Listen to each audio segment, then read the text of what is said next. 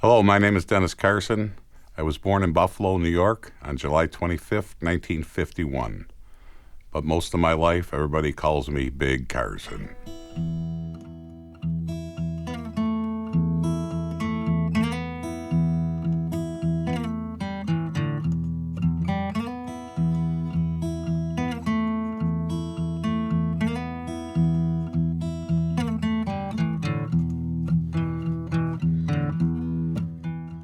I've been in the Buffalo area my whole life.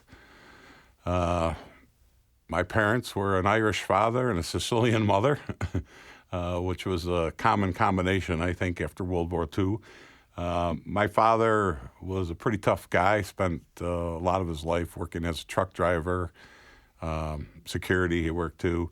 My mom worked in retail at Adam Mildrum and Anderson, if you remember that store from years ago, until she retired. They were pretty tough, strict parents on me and my brother and sister, and but none of us got in trouble. There's three of us. I was the oldest. My sister's a year younger than me, and my brother is 5 years younger than me. Probably closest to both. I would say that my sister has grown to be my mother in her actions and everything. She likes to cook for you. She likes to make you eat. My brother was sort of the comedian of the family.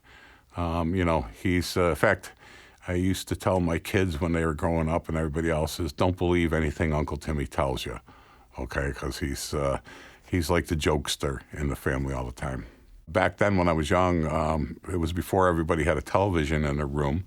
So, you did other things to amuse you, like reading, and music was always a big thing for me.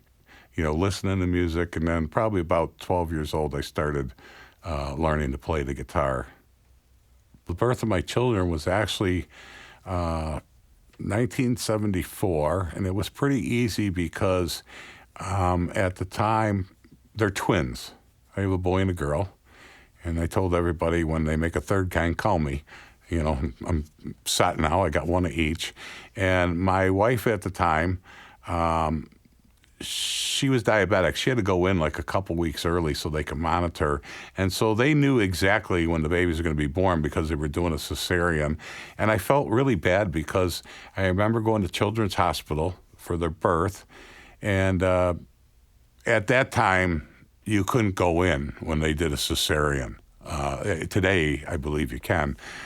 So I walk into the waiting room, and there's guys sitting there that have been there all night for 13 hours. Their wives are in labor and that, And I walk in the door, and I sit down, and believe it or not, this is so long ago, you could smoke in the hospital then. I remember I lit up a cigarette. I'm sitting in the waiting room, and I didn't even smoke half the cigarette, and the nurse walks in, Mr. Carson, and all these guys are giving me dirty looks because I just got there. And come with me, congratulations, you have a boy and a girl, I went to see him, so it was pretty funny, but I felt bad for all those fathers that are sitting there for 20 hours and that. Chad is my son, Chad Michael Carson, and Melissa Carson is my daughter. My daughter's very strong, very independent, and self-sufficient. My son would never admit it, but he's become me in a lot of ways. I have 4 grandkids. They're all from my daughter, and they're all great kids. My oldest granddaughter has had a lot of my attention, but I have 2 great grandkids through her, and actually, Jamir is probably like 5, and True, I think, is going to be 3 coming up, and very beautiful kids, great kids, and that, and I love them all dearly. I wish the best for them in life. I don't know if the little ones, I'm going to be here long enough for all them, but to give you an example, just the other night we were all at a birthday party they gave for me at the church, and little True, Rick made me play the guitar and sing a song, and my daughter says all the way home, all she talked about in the car was how Papa's going to teach her how to play the guitar. And it's so But they're great kids, beautiful kids. In 1977, the longest band I played with was my brother and my cousins were in it. Started out as Westchester County and then became Cripple Creek. And they were around into the 2000s from 1977. I left in the 80s because I was fire chief then, and I didn't have the time. And that band, it was kind of weird because I played bass the whole time. I didn't play guitar. And in fact, it wasn't until like the 90s I went back to guitar, playing guitar more. I started playing in black rock, which I'm blessed with some good musicians in there around me. Rick English is lead guitar player, and Rick's the two-time winner of the Western New York Guitar Center King of the Blues contest. He's very good, probably the best blues guitarist I've ever played with. And we have a good drummer, Ed Beanie, very solid, old school drummer. He's very, we call him Earthquake, Ed Earthquake Beanie. And then Dara Gallagher on bass. We call her the queen of hip hop. All she listens to is hip hop music, but she's just, God's blessed her with playing blues bass. I don't know what it is. And, Rick's a hard guy to impress. And, everything I do musically, I've had to work at it. And but, if you put good musicians around you, you find out that you don't have to play that much. It's, accent here or there. Sometimes it's just triads now. There's no more like strumming chords that you thought you had to do through everything. And, like I said, as you get older, you find out less is better musically in there. So. Really old blues song for you here by a guy named Elmore James. But it's been done by everybody, I think, from Elmore James to ZZ Top. It's called Dust My Broom.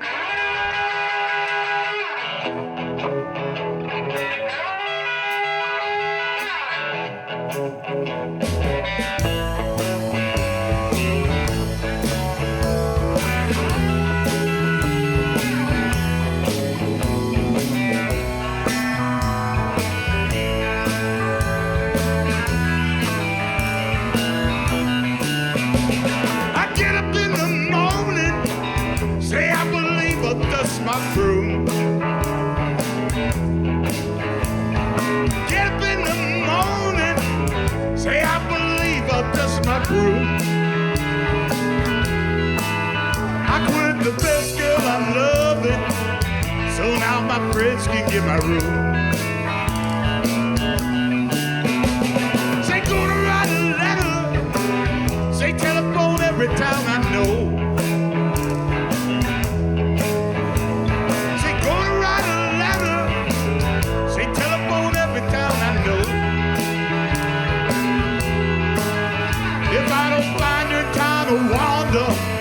I know she's down in Buffalo.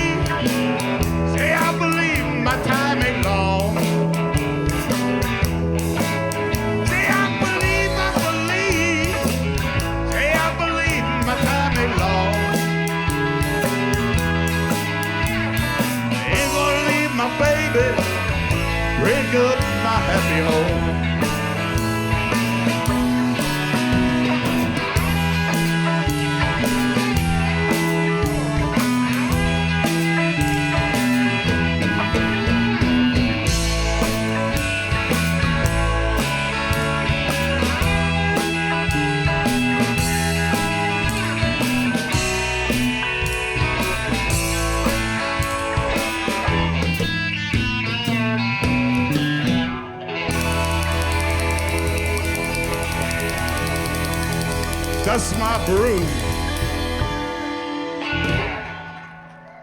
At 19, I joined the volunteer fire department, and I was very active in the volunteer fire department. I was fire chief twice. I was a chief officer for 12 years there, so that took up a lot of time.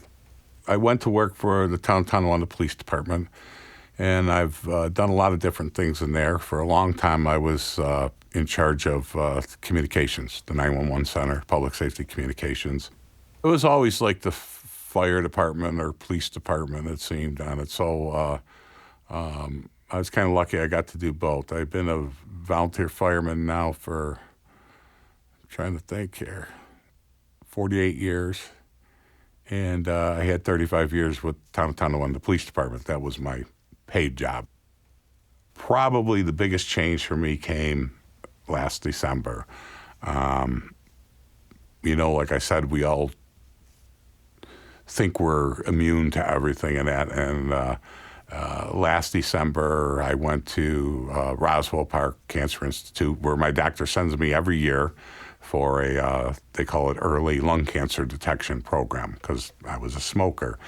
And they take a CAT scan of your lungs and they compare it to the previous years. And I've been through it like 6 times. I went there, sat down with Dr. Mahoney, clean bill of health, everything looked good on my lungs, and I go home. And about 10 minutes after I was home, I got a phone call from Roswell, and they said, Mr. Carson, the radiologist that did the CAT scan on your lungs just noticed that he happened to catch the top of your liver, and they see a spot there, and they would like you to come back in so they could do an abdominal CAT scan. So this was like I said, right before Christmas weekend. And so I go back in on that Friday. They did the abdominal, and now I got to wait till, if you remember, last year Christmas was on a Monday. And I go in Tuesday morning to see the doctor, and he walks in the room and says, you have a tumor on your pancreas, 2 on your liver, and large lymph nodes. You have stage 4 pancreatic cancer, And it was like saying what faith changes in you. I was kind of shocked because, my whole family was there for this. My brother, my sister, my kids were there. And I would have thought, because my whole life I was like a very controlling, authoritative type person, that my reaction would have been anger. Like, why me? Or, why is this happening to me right now? And it was funny because it was like, I didn't have any of that. There was like this calm that came over me, and I was actually calmer than my family was. And I actually didn't feel that terrible myself. I was more, I guess I felt more bad watching them, their reaction, my loved ones around me and how it was affecting them than me on it. And, the only way I've been able to handle it is I try to, I don't look down the road.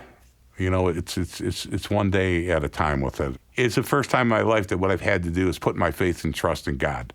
There's only one person that knows my date and time. It's not a doctor, okay? So anything could happen to me between, it doesn't have to be pancreatic cancer, So it's, I just do it that way.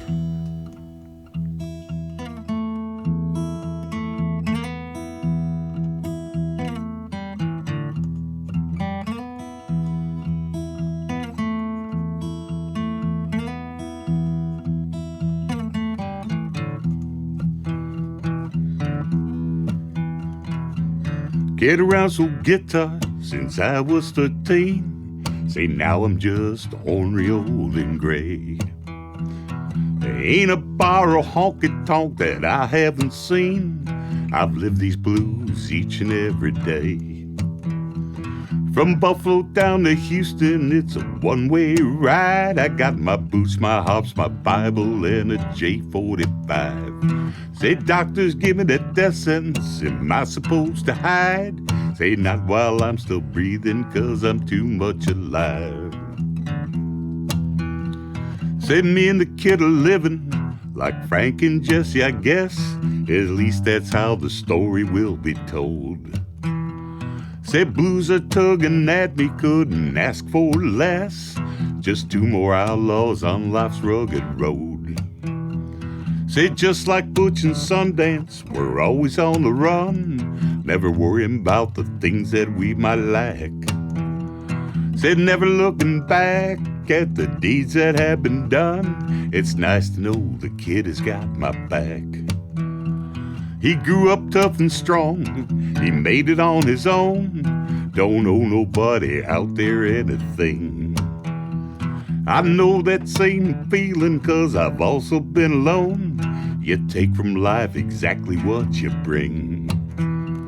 So let me tell you something, let me put it out, as I fade into the sunset just to play in my blues.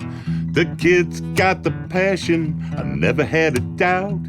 He's got no problem walking in these shoes. He's got no problem walking in these shoes. Hell, he's already filled out these old shoes.